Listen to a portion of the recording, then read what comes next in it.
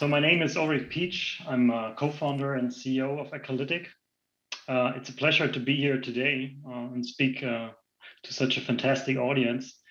Now, Ecolytiq has been founded 1.5 years ago, so we are pretty new, but it has been quite a journey until then.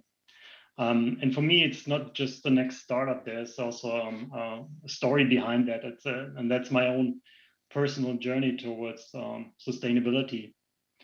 2 years ago, I was watching a movie about David Attenborough, the famous filmmaker, and maybe some of you have seen him speaking at the COP26. With my two sons, I was watching that movie. They're 6 and 9, and I thought it would be a good movie with some nice animal scenery and nice pictures. But basically, what the film shows is what happens if you continue on our path with dramatic pictures in 2030. And 2030, when my kids are pretty good at math, so when they realize 2030, that's pretty close. That's really close. And when they realized that, they basically started crying. And for me, that was the final trigger to act and dedicate the rest of my professional career to sustainability. Because we need to act now. If even small kids get it, we need solutions right now, and we need solutions that scale. So it's all about scaling and reaching millions of consumers. So let me pull up my presentation quickly. So our product is called Sustainability as a Service. And you can see a little glimpse of what we are doing here. So on the right side, you see that there's your banking UI, your banking front end, and below the transaction, you can see a CO2 value for each of the transactions. And that's basically our product. Now, what's behind that? Sustainability as a service. We all want to be part of fighting climate change and doing the best we can. And we have seen the pictures at the COP26 on the streets of Glasgow with consumers really pushing and really are behind everything that has to do with climate change. And they really want to know what the impact of their spending is and how to change and how they could do better. And consumers are very important. They stand for 60% of all greenhouse gas emissions come from daily consumer decisions we do every day. So that's where we start, and it's a very relevant start. And if you look at banks also, every third customer would switch the banks if the banks are not offering him a green product, a sustainable product in the future. So there's the will to change, there's the will to change consumption, there's the will to change behavior. And this is not only about Greta anymore and her generation, it's about a very broad generation like myself. So where do we start? And this is payment data. Payment data is very relevant because everything we do every day is reflected in our payments, with payments being digital. So this makes payment data, the data that's available at banks in terabytes, the best data on the planet to calculate individual footprints. So this is where we start. We take in payment data and then calculate footprints based on that payment data.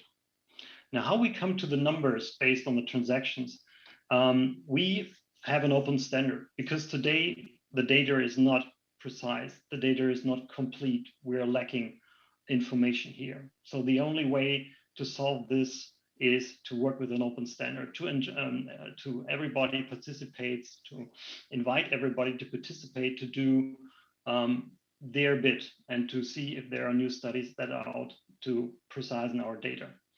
And then we have an algorithm basically that transfers the payment transaction into the CO2 value. And it's not only CO2 we are talking about, it's also other impact metrics like water, biodiversity, and all these kind of stuff. So how could this look like when you open up next time you open up your banking UI? This could look like this. So it could look like this, that you see your transactions. And with every transaction, you see a CO2 footprint attached to it. And we call that product Eco-Aware. So you basically get aware about your footprint for each of your purchases.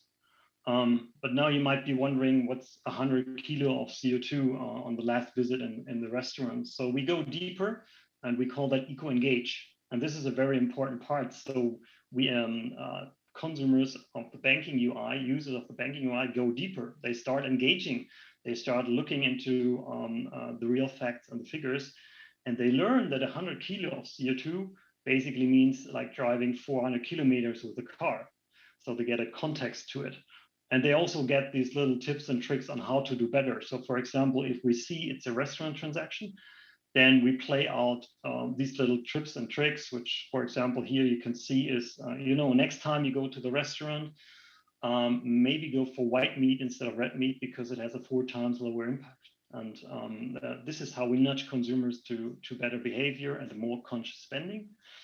And as we don't have all the data, we also ask consumers to give us feedback. That's what we call feedback loops. So if we don't know if they're on the vegan diet, but it makes a lot of difference when buying grocery. So they fill out these little questionnaires, and once we know they are on a vegan diet or a reduced meat diet, we basically can adapt the calculation and do it more precise. And we store that in the profile, so we don't have to ask him again if the behavior doesn't change.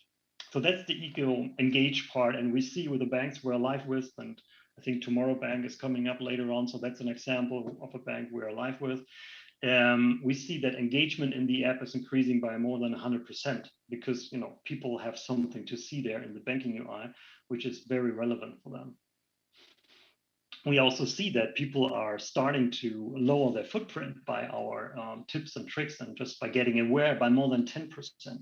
So we have numbers that show that this is actually working and people are picking up what we're telling.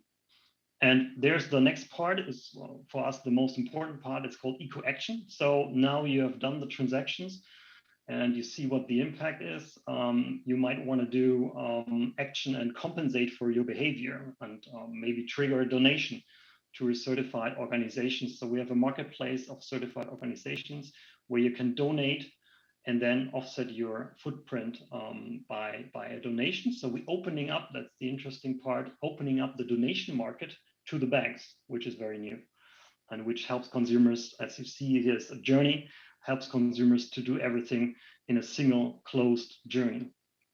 And the next thing that's coming up, so that will be something we are going to put live next year, is instead of pulling up a donation, you can also do an investment. You can compensate for your footprint by investing into ESG products. Now you can discuss what kind of ESG products are available on the market, but we know that these products are coming, and we enable customers also from our marketplace to invest in these kind of products to offset and compensate for their footprint. Now, this is basically the best you can do for the planet, right? You can change behavior, you can avoid CO2 and other impact metrics. But if you start funneling money into the right directions in sustainable investments, this is actually the best you can do. And it's also the best for the bank because they basically are back to the commission game. And it's also good for the consumers because they can keep the money and get a nice interest rate. So this is something we see as a really huge potential of the future. So summing it up, we take the customers along the whole journey. We enable banks to do it from the very beginning to the Ecoaction part, and enable consumers to do better with a couple of clicks. And that's how we want to scale it also up to the millions, because it has to be easy and convenient with a couple of clicks. There are many use cases out there very relevant for the banks. Just to pick two of them, a green bank account, CO2 bank account is one of the products. McKinsey estimates the global value of that 50-60 billion each year. So for the banks, that's a huge revenue potential. Same as with green credit cards, and we have just been now a part of the Visa Eco Bundle, a new product, credit card product that's just currently launched at the COP26. So we are happy to be part of this. So this is not something that needs to be integrated and it needs to be done from the sketch. There are solutions out there that are ready, which you can switch on with a click. And that's the good news for the bank. So this solution and this technology is ready as of today.